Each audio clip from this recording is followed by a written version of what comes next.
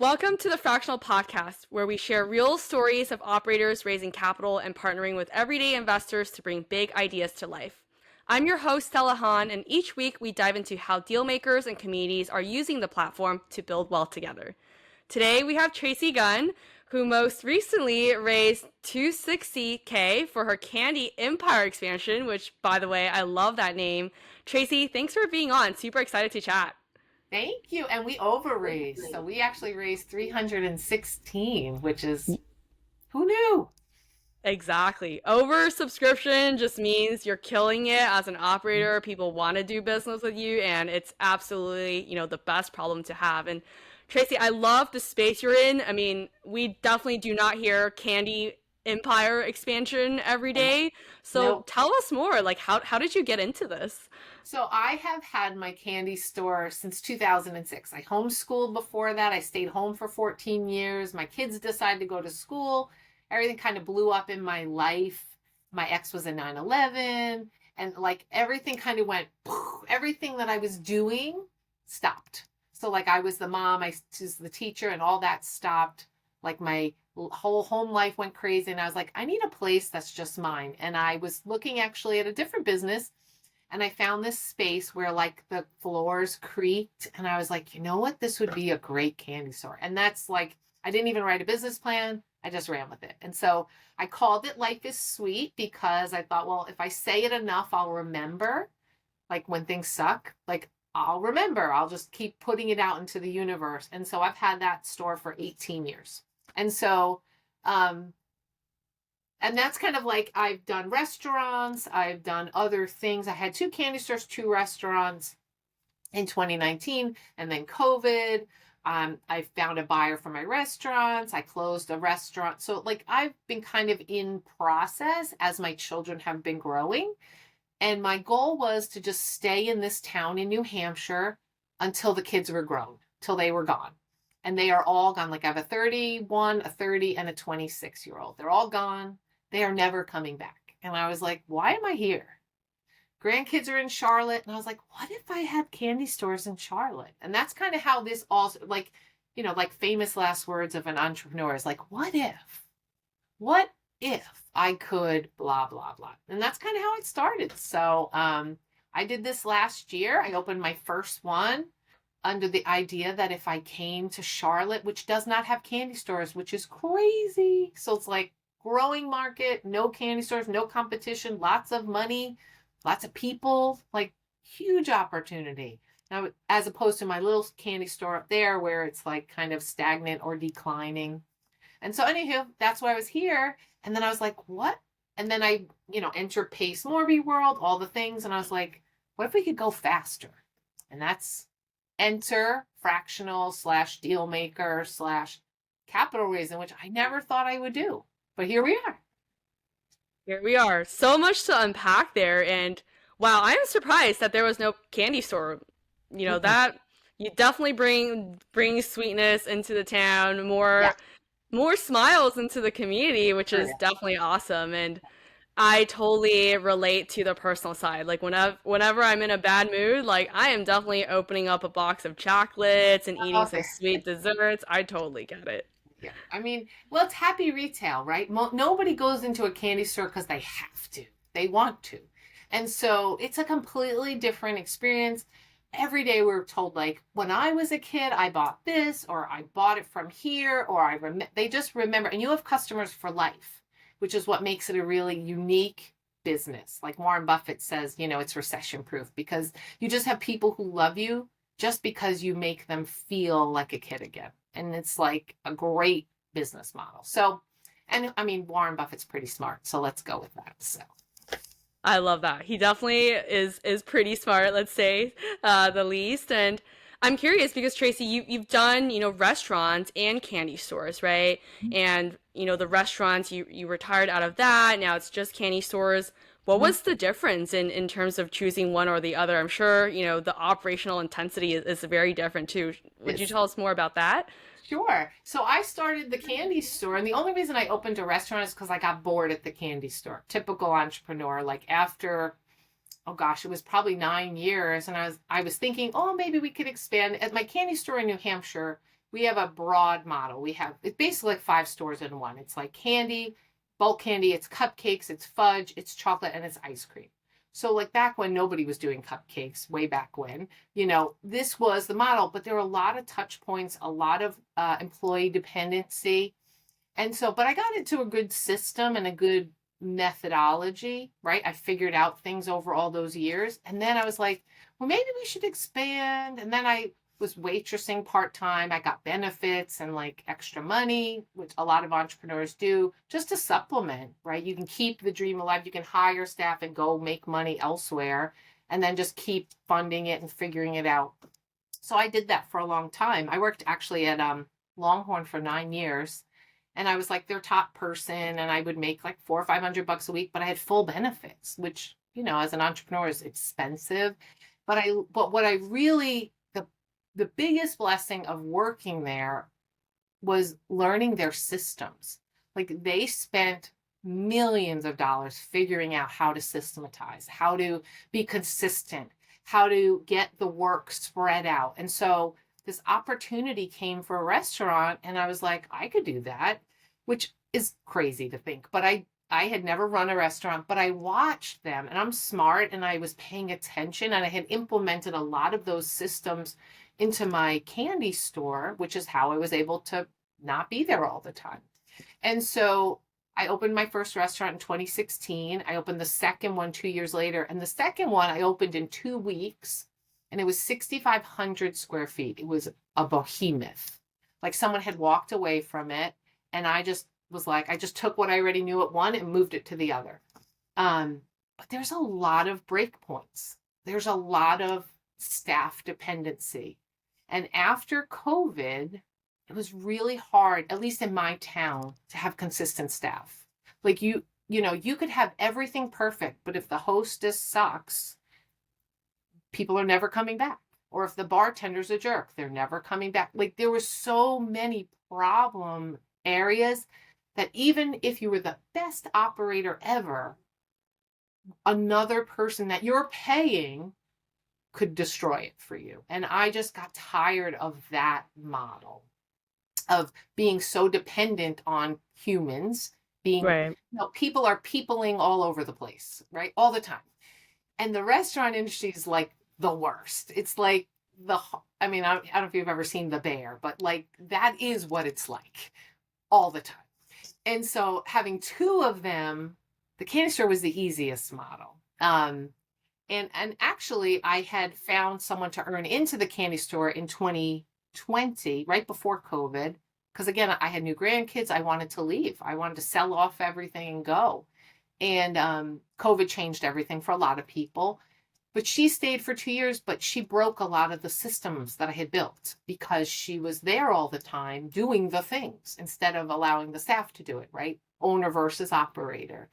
And when she left, because she got burnt out, like most owners do, I went back in, fixed it, and I thought, there's a better way, right? What if I get rid of the junk, right? So again, lesson learned from restaurants, lesson learned from someone coming in and getting burnt out, lesson learned with like limiting staff, eliminating more the product line so that you could simplify so you don't need to depend on 3 staff. You can depend on 1, cutting costs, but also, as the market changes or the world changes with AI and all that, like to be dependent on humans is hard. They can tank your business just like that.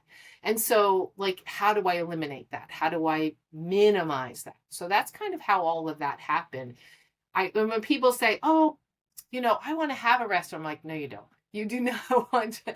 It's like the worst profit margin, the biggest headaches. You are putting out fires. If you like stress, it's the perfect job for you. Wow, that is crazy. Well, I think whenever I think restaurant kitchen, like the first word that pops in my head is definitely chaos. So I Yeah. am feeling it screw the screen as you tell me, Uh-huh. the story. And I also just love how intentional you are about creating systems that scale. I see you're iterating through, all these different versions Mhm. of things that you've done, and that iteration is what drives so much progress. So it just I just really love hearing just all the different, ways that, you've been in, you've brought people, you learn from that, you grow and you make, certain choices. That is all so fascinating. And, I'm curious, right? Like from with the candy store and, bringing the community into it, that is very different, from what SubTo and Pace Mm-hmm. in the community normally does, which is real estate, right? This is a business. It's very experience based. We're talking about candy. We're talking about a lot of fun. Did you feel any pushback or just, having to do like mindset shifts in people when you're raising capital for a business in a candy store versus some, more traditional asset like real estate? So, I mean, it's funny. Because I joined Owners Club, because I see the value. For years, I joined other communities to like click funnels and to try to learn from other people, right? Invest the money, 20,000, 30,000 to like shortcut, right? Because I didn't go to college. I took some classes, but I didn't finish college, right? And at one point, I enrolled in college in the middle of my first couple years in the candy store because I wanted to learn to get better, because I wanted to know how to do things better instead of just learning trial by fire. And you had to take a lot of nonsense in order to take the classes I wanted to take. So I just bailed on that because I was like, this is silly. And then again, keep in mind, this was like in the it was like 2007, 2008, 2009. Like this is pre like big YouTube, and right for people, I'm dating myself here, but like it wasn't as accessible to you back then. Right. And so even in, 2020 and 21, where I joined all these classes to learn about ecom and about, public speaking and raising awareness and social media and like digital marketing, were not necessarily things that were necessary for my candy store, but translated, right? What worked in person also worked online. So I'm fascinated with like, how do we make that work? And it's funny how when you're doing something, you're paying attention, you do learn these basic principles that maybe you could have read in a book, but like when you read in the book, you're like, oh, I'm doing that. Like, how cool am I? Like, yay, celebration, right? But so when Pace, my husband and I had been flipping. My husband's a carpenter, 45 years. So we had been flipping, and he had shoulder surgery. We joined SubTo and Gator. There's this idea of maybe he could learn to invest in a different way as opposed to his body, right? He's getting older. And so then he realized quickly he didn't like Zoom calls, and there's a billion Zoom calls. And so, or like all the learning and all the networking and whatever. And so he was like, here you go. So I now started doing that as well. And when Owners Club came up, it was really about owning your business, which is, I really had been on the path to do. Like, I don't know if you all have read the E-Myth, right? Which is like, it's business 101. But there's so much meat in there. If you just follow that basic, like, are you an owner or are you a technician? Like, are you the business owner, operate? Like, are you building something that will run without you? Or are you going to do all the things? Like, from the beginning, somebody gave me that book, and it really set me up for that principle from the beginning, which I was really lucky. Not everybody gets that, right? And so setting up systems for consistent experience, setting up systems so that they have the same experience whether I'm there or not. Whether it's a different girl behind the counter, they're greeted the same way. Like all of these things I learned over time, right? So when Pace offered Owners Club and it was about becoming an owner instead of an operator, I already had done a lot of that. And I didn't want to get left out because I'm like, take my money, and Pace over delivers. But for the first year, I really thought, am I in the right place? We're not doing hundreds of flips. We're not doing like capital raising. We're not doing these big, like I own a candy store in Charlotte. Like this is not the big time, right? And there was a lot of, not that I doubted my skills, but am I in the right room? Okay. Because a lot of people in the room, we had a retreat and a lot of them didn't even understand what like a lead magnet was or a funnel, or because they're more on the real estate. A lot of them didn't even understand they own businesses. They just think of it like a portfolio, right? But that's a Right. business, right? And so I had a chat with Rich about it. And I was like, I don't know if I'm in the right place. Like, it's okay if I'm not. And he said, honestly, the first year we were building the plane in the air, and that's okay. But he's like, this year you are definitely in the right room because it's all about ownership. It's all about business ownership. And so when the opportunity then came to be on Deal Maker, and I just random said, maybe I'll listen, maybe someday, and they told me, well, you could apply. And I was like, is this even for me? Like, I own candy stores. Like, this is not right. It's not the norm. It's not an RV park. It's not, whatever. And they wanted something interesting and different. And so, yeah, I put it together. I listened to that call. The next day I put the whole pitch together and submitted. And then, I was accepted. And so I had never done anything like this. I had never, I'm a bootstrapper, right? Like, I never took loans. I just figured it out. I opened all of my businesses off of my other businesses. And so this idea of using other people's money to go faster, I get it in my brain, but it's something I have to consistently break myself of, right? Asking for help, not my natural, right? Asking for people's advice. I called Benjamin, shout out to Benjamin, but I called him, I'm like, okay, I'm doing this proposal. I don't understand. They're asking me ROI on cash on cash. I don't understand what they're asking me. What? And he's like, no.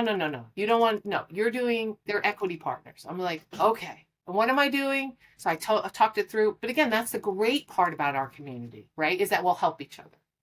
Because Benjamin, he's buying businesses. So we connect on that. And so I reached out to him. He helped me with that. He was actually applying to be on DealMaker as well. So that worked out. Anyway, my big, long story short, so I go around the block, but that I didn't feel like I was in the right place. But only because I took the opportunity the Owners Club provided by just going up and asking, and Pace was really into it. Matt was very into it. And then, and life happens and whatever, but all of a sudden Pace knew my name, right? All year I never texted him at all. Because why would I? What am I going to ask him? About my candy? It was just, right? I think I had met him and shook his hand twice. But then all of a sudden I'm the candy lady at Squad Up, and I'm... Yeah. Well, Tracy, I just want to double click into everything you said because I am hearing a recurring theme in all the stories that you're sharing, which is you are never afraid to take action, even when you have doubts and you're not sure. I feel like your attitude is okay, let me just go do this thing and let's see what I get. And those answers are the power that drives you to then make the next moves. And I feel like that is just a mindset that, any entrepreneur, any operator that is listening to this should really adopt, right?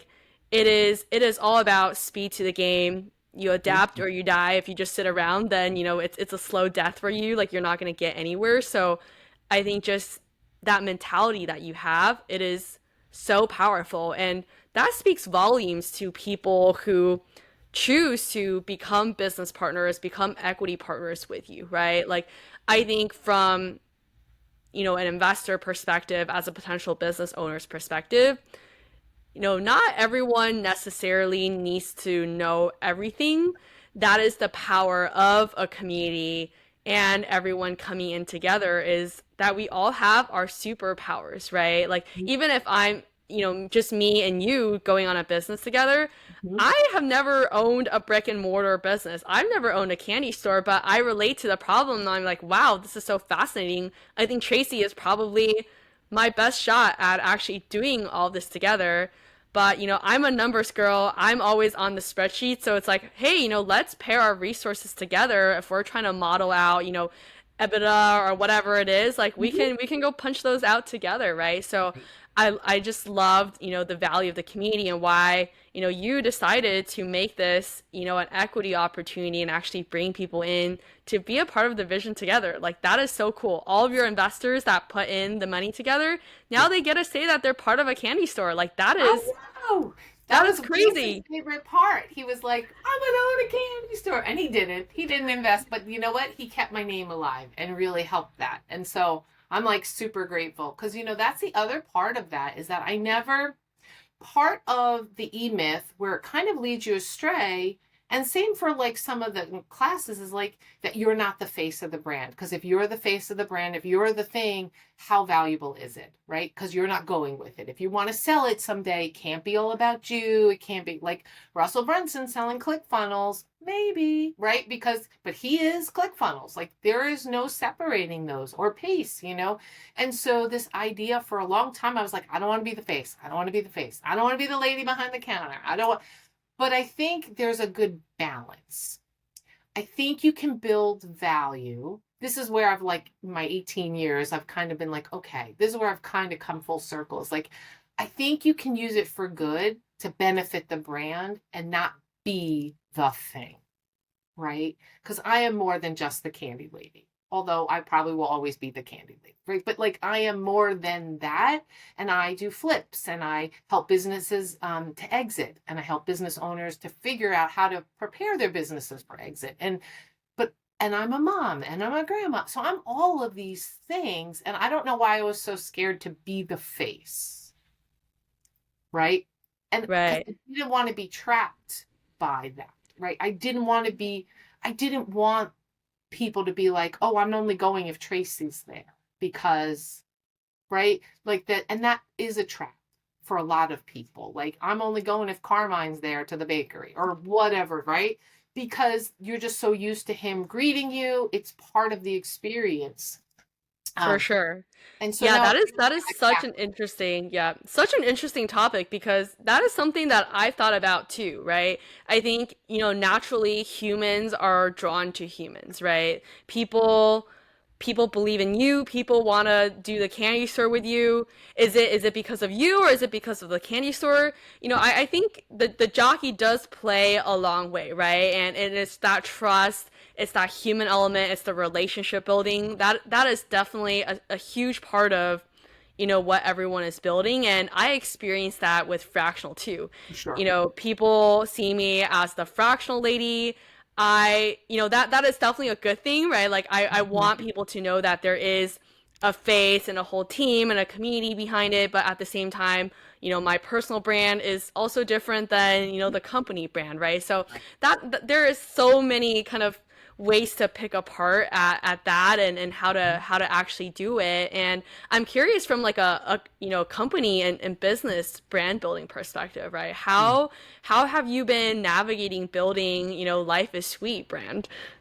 Like, and so I put like, so for example, we have a way to greet. I realized that why people engaged when I was there, what I was doing, and you do it 1,000 times and you figure out what works. Natural sales, right? It's like, so I just realized, like, for example, like if I greet them, I call it the gatekeeper. I greet them. I ask them if they've been in before. I thank them for coming and explain how the jars work because you get a glove and a bag and you mix and match, right? You can tell I've said that a billion times. But every staff person says the same exact thing in the same way. So that it's the same experience, right? And even if they've been there 100 times, they still, because if we stop doing that, it feels off to them, right? And so that's just a little way that I was able to remove myself, but still have the consistency. But part of that was I was in it long enough that I understood what was working, why it worked, if that makes sense, right? Because 9 times out of 10, if I said that little speech, they got a glove, they got a bag, and they would spend money. That's almost every time, right? If somebody comes in, they do a lap and they leave, I know nobody greeted them every time. If they didn't make good tips today, I know they didn't greet them. Like there are things that being in the business you figure out, but also always with the intention, at least for me, was I don't want to be trapped here, right? So often your business becomes a trap and it's not sellable, it's not transferable, and you're stuck because you are the one who makes everything go, right? Right. And so for me, it's been very conscious, especially when I went to sell and the broker was like, don't bother, nothing's worth selling. And I was like, ugh. Like, because I thought, well, there's profit, like, why not? But because I was the one managing everything, right? And so it just was a life lesson again. So now the intentionality with this whole brand new thing and this like what if principle is like, what if I went into Charlotte, started from scratch, kind of like Undercover Billionaire, like they drop you, you know everything you know. Can you make your $1 million? Can you make, right? Can I do it here? Can I build it knowing everything I know, eliminating all the nonsense I don't like? Can I do it in a brand new place? And if I can, as a brand, like start over and be able to exit for what I predict, well, then any business owner could fix things to be able to sell, even if it's a year before they want to sell, right? So it's just this whole idea, but it's very intentional of like, I'm building with the idea that I'm building something that will be sellable, period, end of story. Whereas when I started, that was not my intention, right? It was like, oh, I'm going to have a candy store, right? So do you see like the difference, right? And just having that intention keeps me on the rails, even though I like shiny objects for sure. For sure. And I think that is just, a maturity in mindset as, the business matures as well, right? Like when we just get into something, we are so passionate, so hungry just with what we're creating, right? And then it's like as the business matures, you're now thinking about scalability, you're thinking about exit strategy, and for a potential buyer, it's like they want to know that whatever you're doing is reproducible and not just dependent on you, right? So it's just like a startup. Even as I'm building a tech startup, which is not a brick and mortar store, but I am seeing, the same concepts that you're applying in your business with, what we're doing at Fractional as well. What is next for you? Any kind of goals for, I know we're coming up on Q2 is ending, we're going into Q3. Any big goals that are your milestones? So, I mean, the raise was completed. We're still waiting for the funding. I still am moving it forward. So I have one committed. I already signed a lease on so my goal with the big pitch, for those who didn't know, it was 10 stores within the next 6 months. So again, with the timeline's gotten squashed a little bit, but I can make it work because I know what I'm doing. So the goal is like 4 standalone, which I have one, 6 co-branded, which is a different model. I have one. And so I have one locked in. I signed another one today. That'll be 3. So one's supposed to open. It'll be available to me like in 2 weeks. Open July. The next one will open August. The next one will open September. Then we'll have a warehouse. So the goal is Q2 and 3 is to have everything open and operational by November. So I have some work to do. Wow. I'm really excited. I love that. The hardest part is just lining it up, right? It's like lining up and it's like hurry up and wait. So like some of this capital raise, which is a brand new thing for me, like, and then doing with Pace and then doing through Fractional and not knowing the process and how it works and all those things. Like it's a lot of hurry up and wait, hurry up and wait, hurry up and wait. But then at the same time, trying to keep the momentum and lining up things so that when it hits, you can just go. So that has been really fun, stressful, and exciting, right? Like I went to see another one today that's at an outlet mall. Like it's an amazing opportunity. I hope it comes together and they're going to maybe build it out, but that could be our 4th, right? So but again, like line it up, just throw the hook, and you never know who's going to like be on the hook, right? And now my co-brands, like, so everything should just go pretty quickly. It's kind of just been waiting on this capital raise part to finish, which is exciting. Like, yeah. Okay. So like, woohoo, I don't have to like bootstrap and kill myself and like, beating ramen. That's great. It just allows me to like, but also gives me the opportunity. This is the part that I love about this, is that it gives me the opportunity to like hire help smarter than me, right? Like, so I am interviewing some COOs like for Fractional, just because I want them, like, because can I do it? Probably. Will I be the best at it? Probably not. But I score very high as an integrator. Why? Because I've been running systems and building systems because I want to have a life. That's more survival than love, right? But so trying to find like because somebody invested in me and my dream here, of building the candy empire in Charlotte. And then who knows after that, I want to make sure it performs. So like when I'm bootstrapping, it's a little bit a different mindset. So that is going to be the biggest shift for me, is being wise about it, but also really lining up talent to help me in a way that I haven't been able to before, which I'm really grateful for. Yeah. So, and it's a different perspective, right? And it's, as someone who always did everything, like all the building herself and then putting the pieces together, bringing on a team. Like, this is where I said Benjamin is like got a superpower about like putting a team together, right? His natural thing is like, who can help me? That is not most business owners. Most business owners are like, I got to do it, because Right. nobody. You can go fast doing it alone, but if you want to go far, you gotta do it together, Correct. right? So Right. that is exactly what we're practicing here. And I'm Mhm. so glad that on the capital raising side, the fractional team, we gotta be a part of that journey, and then also bring, other people in terms of, partners and capital as Amazing. part of the, other people everything kind of formula, right? Like you have the capital part coming from other people money, and now you're going to scale up, you're going to, maybe do investor relations, or, more of the systems with a COO, and then you really get to, have that 10x effect on, your superpowers, right? So I am super Amazing. excited for what's to come for you. I'm so excited too. And it's like, I mean, I was just writing to Pace the other day and I said, I'm becoming a different person. And he wrote back, that's my favorite thing you've ever texted me.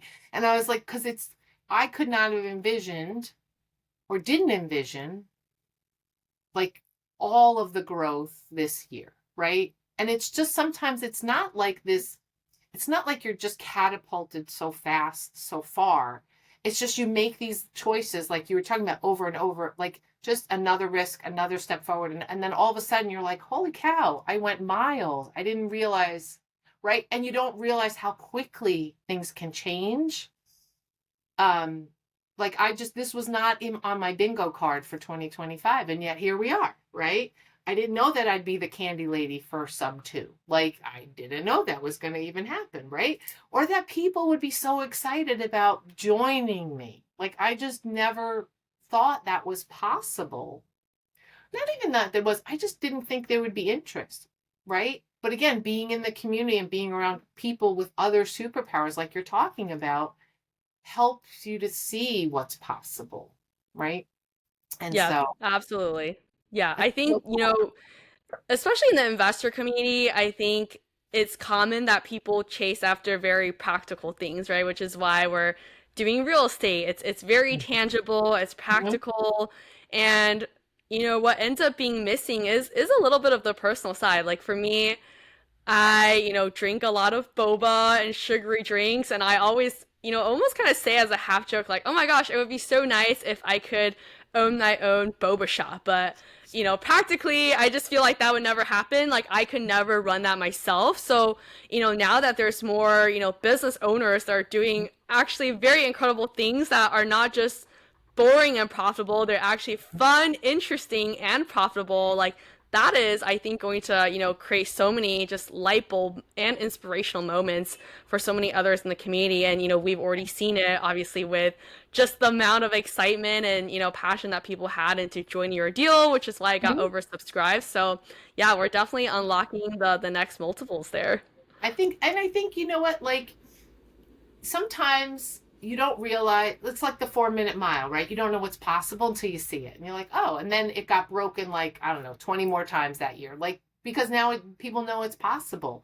And so, I mean, I'm thinking very differently than maybe someone who just has one place, right? One of my co-brands is with a boba shop. So it's funny that you said boba, because like that's a good add-on. But like I just think like it's possible. And it's possible to like buy a business and then multiply it. Or there's just so, this is what I love. I think when I look at business, I think this is like the most creative you can get. Other than like giving birth and raising a child, like that's what business is.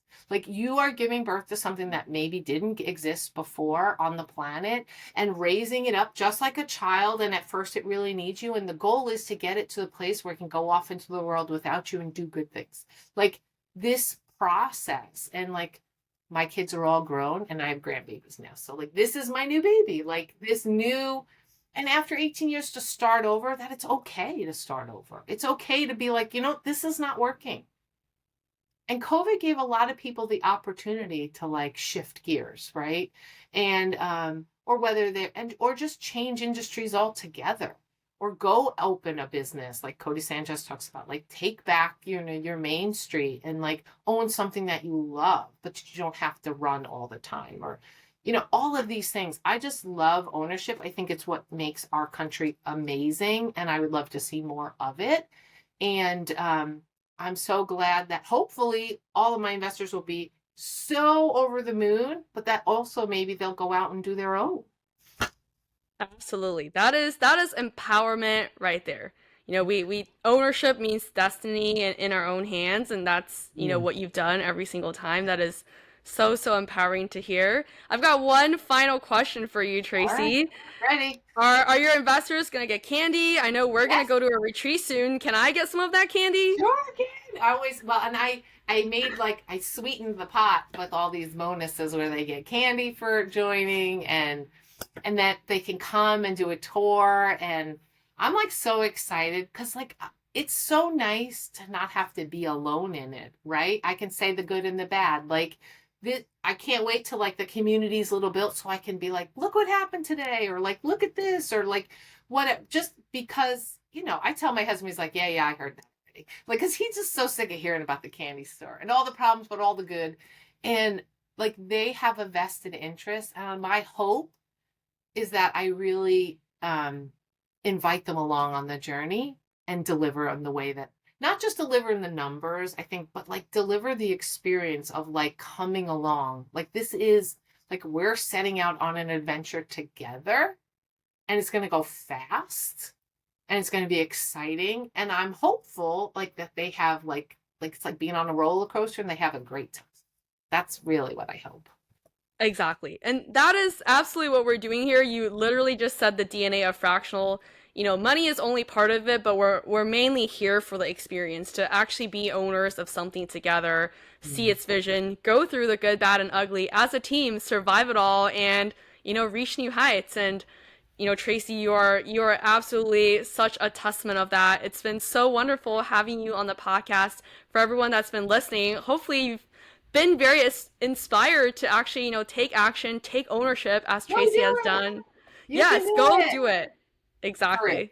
Well, thank you everyone for listening. Tracy, thanks for coming on, and we'll see everyone on the next episode.